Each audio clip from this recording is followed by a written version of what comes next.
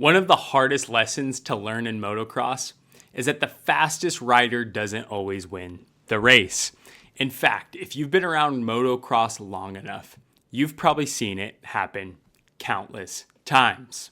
That is the rider with the most speed, the rider with the best lap times, the rider with the biggest lead, and the rider that just has it figured out, or so you think so, ends up losing. Maybe they wear themselves out halfway through the race. Maybe they make a big mistake. Maybe they just choose the wrong line at the wrong time. And someone who has never been at the top all day, or maybe in their career, ends up winning the race. And see, retirement is the exact same way. We get the pleasure of helping people make that transition into retirement from their working years into a retirement with the goal of helping them live a life well lived.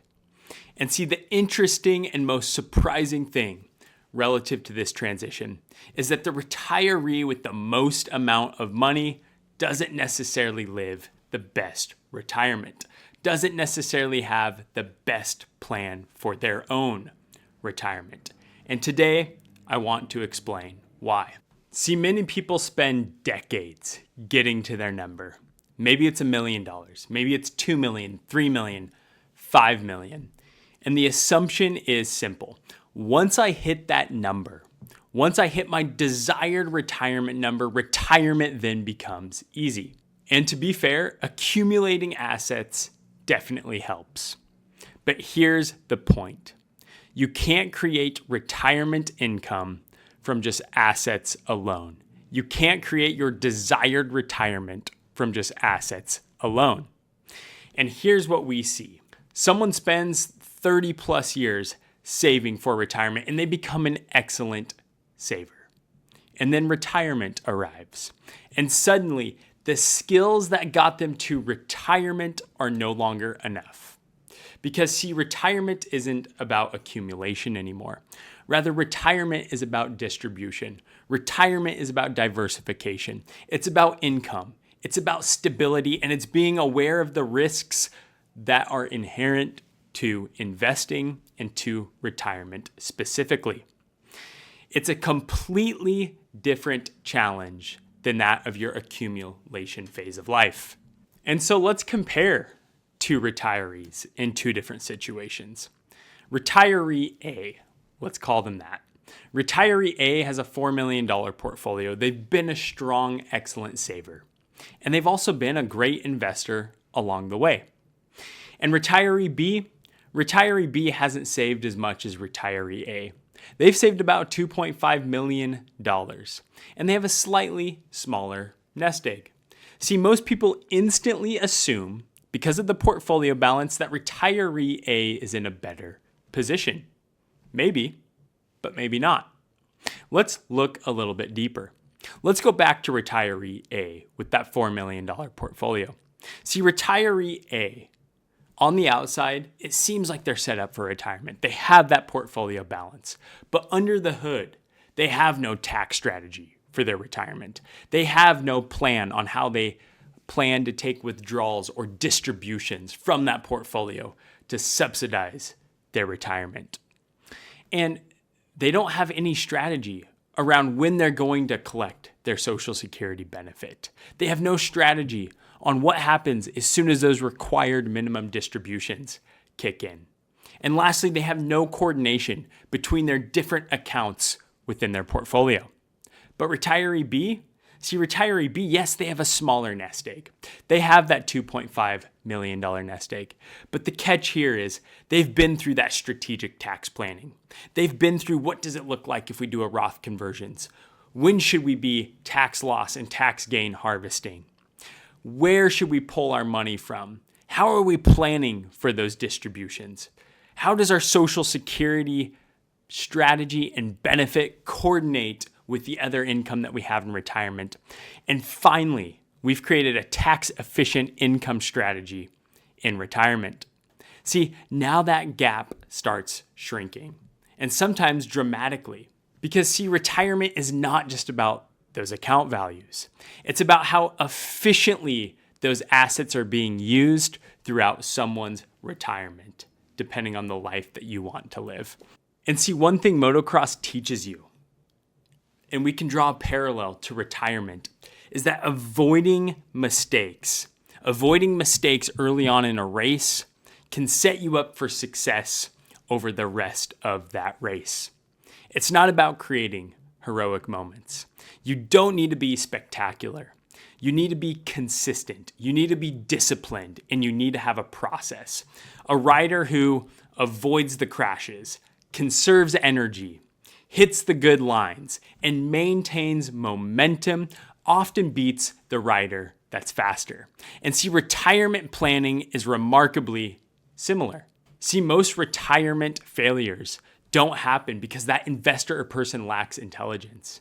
And in fact, they don't even often happen because they haven't saved enough. Rather, they happen because small things, small inefficiencies tend to compound over time. Things like paying unnecessary amounts in taxes. Things like taking withdrawals in the wrong order, not being mindful of your withdrawal sequence. Things like triggering unnecessary Medicare premiums that increase your premiums. And not being mindful of future required minimum distributions, and not having assets in tax-efficient locations based on how you plan to use those assets. And see, none of these things seem dramatic on the outside, but over a 20 or 30 year period, they start to matter. And in fact, they matter a lot.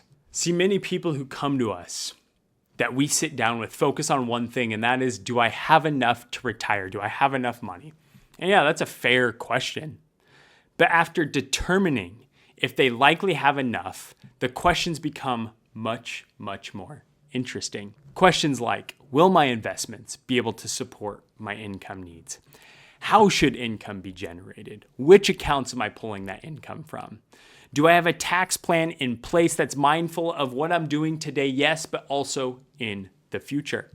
When should I claim my Social Security benefit? Is it early? Is it at full retirement age? Or do I delay it to get those delayed retirement credits? And see, these are the important questions. These are the optimization questions that you should be asking around your plan. And see, this is where affluent investors, can leave a tremendous amount of value on the table. See, here's a question I think more retirees ought to ask. Instead of asking, do I have enough money to retire? We need to reframe this question to, how efficiently is my money working for me in retirement? Where is my income coming from? And am I set up in such a way to support the income needs that I have?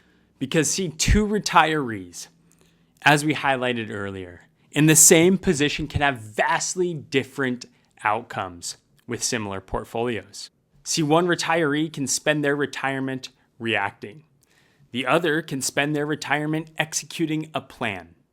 One constantly wondering if they are doing the right thing and making the right decisions. And the other one knows exactly why they made each and every decision. That's a very different retirement experience. That experience between retiree A and retiree B. So back to racing. Again, the fastest rider doesn't always win the race. The rider with the biggest lead doesn't always win the race. And the rider with the most amount of horsepower, with the best bike, doesn't always win the race. Rather, the rider who manages the race the best often wins that race. And see, retirement is no different. The richest retiree doesn't automatically live the best retirement. The retiree with a thought out intentional plan often lives the best retirement. And so if you are a few years out from retirement or already retired, a question that's possibly worth asking yourself is not whether you've accumulated enough in terms of money, funds, and assets, but rather, is your retirement plan actually set up for the lifestyle that you want to live in retirement? And just as important, is this plan optimized in such a way to create the most amount of value for you? Guys, thank you so much for listening to this video. I hope you enjoyed it. I invite you to click the link in the description, create your free retirement plan, and you will be on your way to optimizing your own retirement. If you have any questions, reach out. We're happy to be a partner along the way. We'll see you soon.